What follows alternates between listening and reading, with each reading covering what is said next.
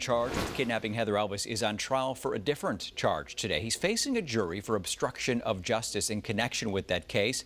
WMF News anchor Caitlin Stansel is live outside the courtroom. Caitlin.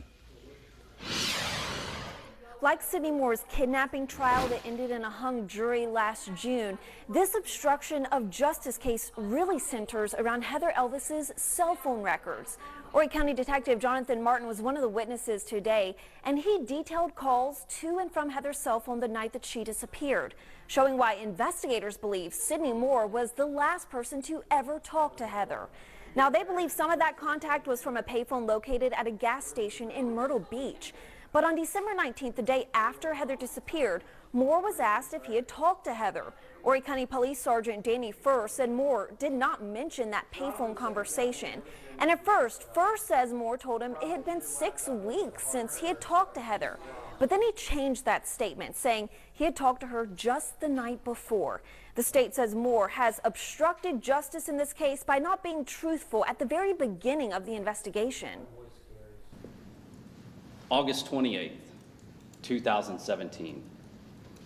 Heather Elvis, 20-year-old female, still missing.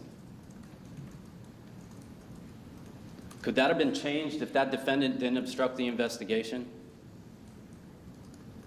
Could law enforcement have run down the proper leads, realized that this was a little more suspicious than they thought it was in the beginning? The defense, in its opening statement, urged the jury to use common sense and their life experiences to process the evidence and the testimony in this case.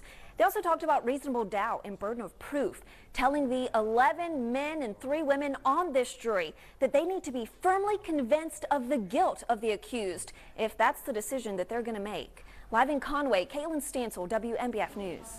The man accused of kidnapping Heather Elvis in December of 2013 is back in an Horry County courtroom this week. Within the last hour, Sidney Moore's first day in front of a judge and jury for obstruction of justice wrapped up. WMBF News anchor Caitlin Stansel is following this case for us from inside the courtroom. She's live to explain what happened today. Caitlin. Like Sidney Moore's kidnapping trial that ended in a hung jury last June, his obstruction of justice trial that just started today moved very quickly. A jury panel of about 70 people was whittled down to just 11 men and 3 women in just a couple of hours. And after lunch, we actually heard from 4 witnesses.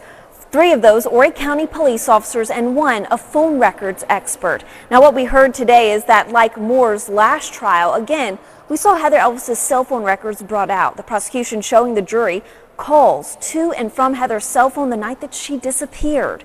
They were detailing those calls to prove Sidney Moore impeded the investigation by not telling the truth about when he had last talked to Heather. He's got himself in this web that he's created for himself. Deceit, dishonesty. He's still saying at this point, most of my conversation was back into October, early November. But yeah, I think she called me that night. What was it about? I told her to leave me alone. What about a payphone call? Did you call her? I don't know. Do they even make payphones anymore? Turns out he did. There were also a few moments of tension during today's proceedings. One of those was between one of the defense attorneys and Judge Markley Dennis. Kirk Truslow was questioning the relevance of some of those calls that were listed in Heather Elvis's cell phone records and the significance of them being brought up again. And the judge said that Truslow needed to change his facial expression. Live in Conway, Caitlin Stansel for WMBF News. Tomorrow.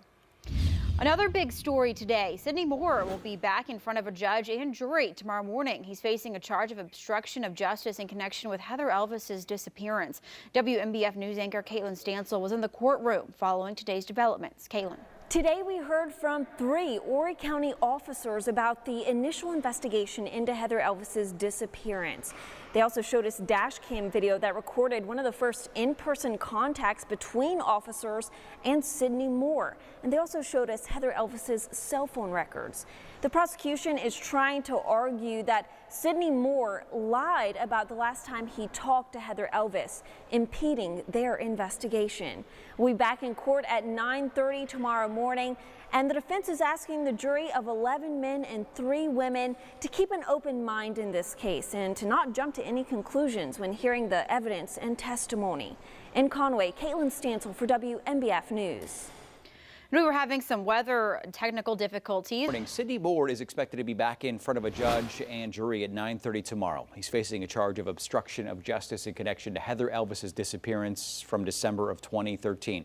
New at 11, WMBF News anchor Caitlin Stansel talked to Heather's mother about what it's like to have to go through this process again and still not know exactly what happened to her daughter.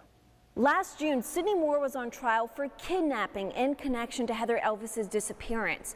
That trial ended in a hung jury, but this time around, he's facing a judge and jury for obstruction of justice. The prosecution argues that Sidney Moore lied about the last time he talked to Heather Elvis and impeded the initial investigation into her disappearance.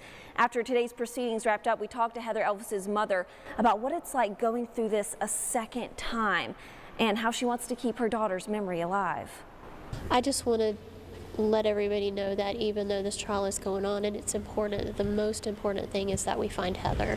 And that's the thing I want most in the news, and I want Heather's face and her name out there, that she's still missing. We're still looking for someone to come forward with information about where she's at, that we're not going to stop looking. We haven't stopped looking just because there's trials going on.